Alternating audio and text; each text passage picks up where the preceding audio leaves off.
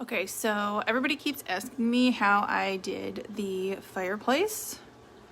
I turned it from that stark white color up there to looking like stone down here.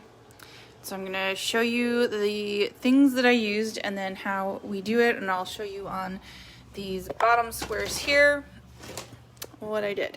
So I got these colors. I got unbleached titanium white,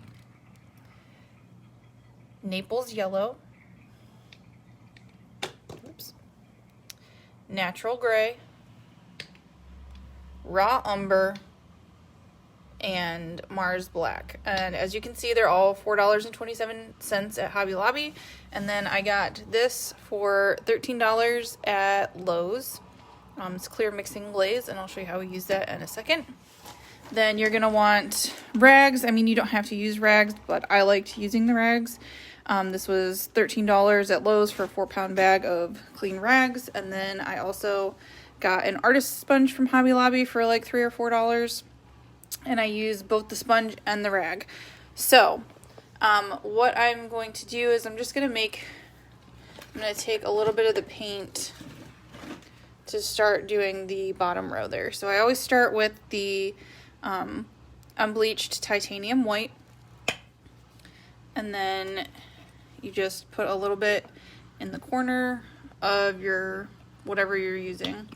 I'm just using, so we have plastic shoe boxes for organizing things, and I am just using a plastic shoebox lid to do that. So then you're going to open the glaze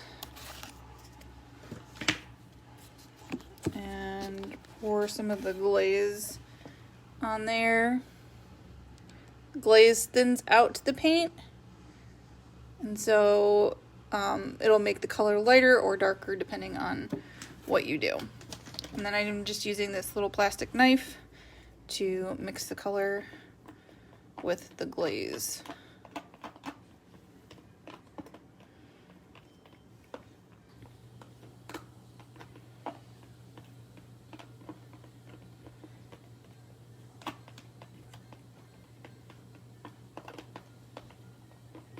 Alright, so then what I do is I apparently get everything everywhere. Okay, I take the sponge and I dip it in there, and then I would just come up here and just start dabbing.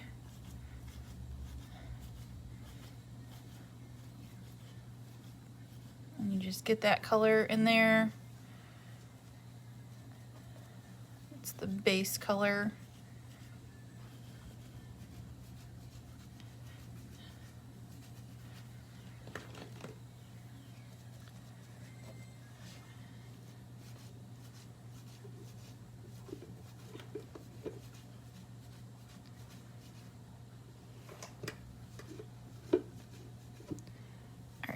Now with the rag, you'll want to take a clean part of the rag and you just can kind of go like that and dab it, and it'll make it lighter or darker in those areas.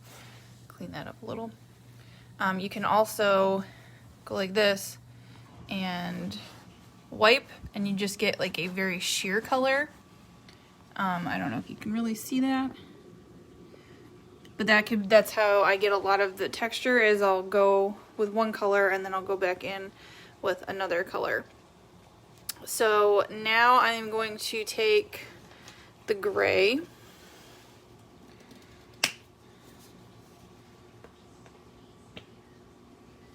do a little bit of gray, mix that with some glaze.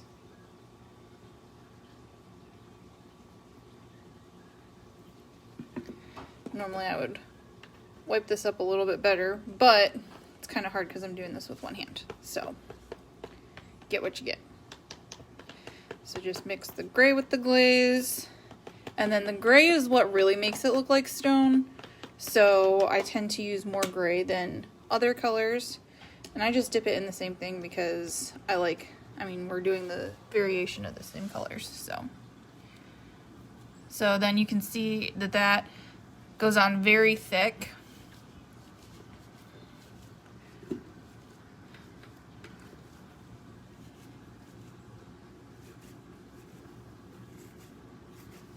And the thing is like right here, I don't want that. You just wipe it off and it's fine.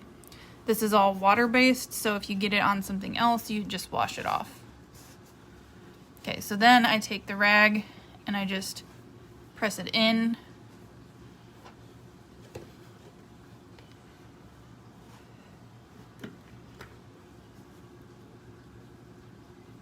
I try to get like off the sides here because I don't really want that there. Okay, so now you can see it's starting to look a little more like stone. Clean that bottom edge up. All right. So now you can see it's looking a little more like stone. And so I'm going to do a little bit of color variation. So I'm going to use a little bit of the brown. And the brown will make it more like this color, mixed with the yellow. So I'm going to do that and mix the brown and the yellow together.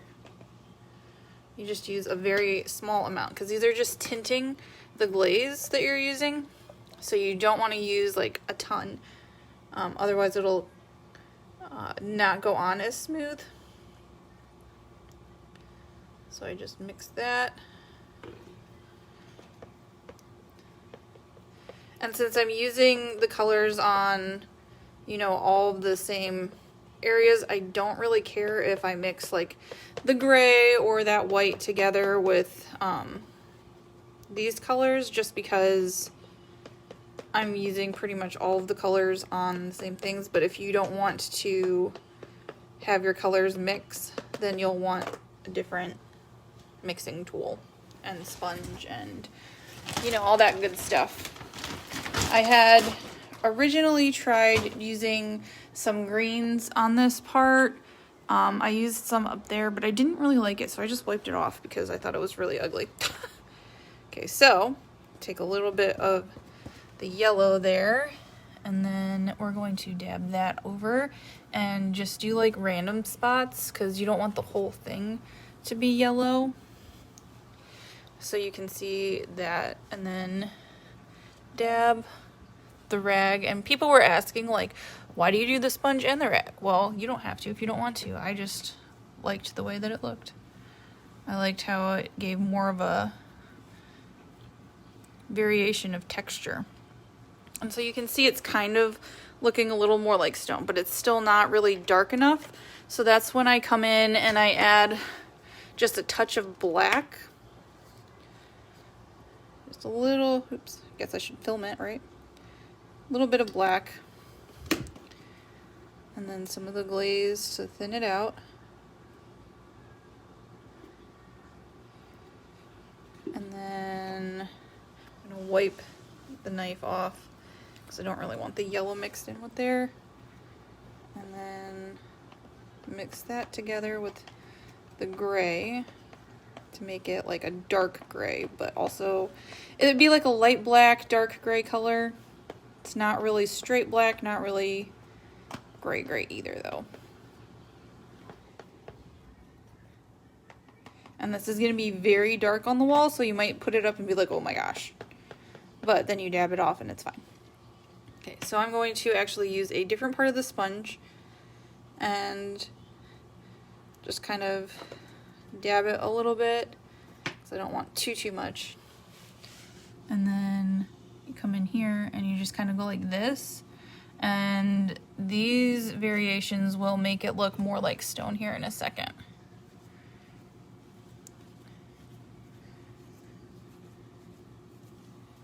Alright, so I'm going to use a clean rag here. And I just kind of dab that. I just go straight in. I don't wipe. I know that some people like to wipe the glaze and then you'll get like a very thin coating or whatever, but that's not really what I do. And then I just clean that up a little. And I just keep going back in until it gets to like, you know, a stone or whatever type color that I want it to be. And you can use whatever colors you like. My dad suggested doing pink and purple, but you know, not so into that. And so then I would just come back in here and do a little more of the yellows and just try and get this covered.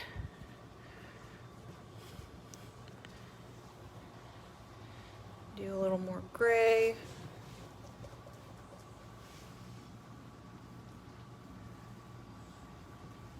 A little black.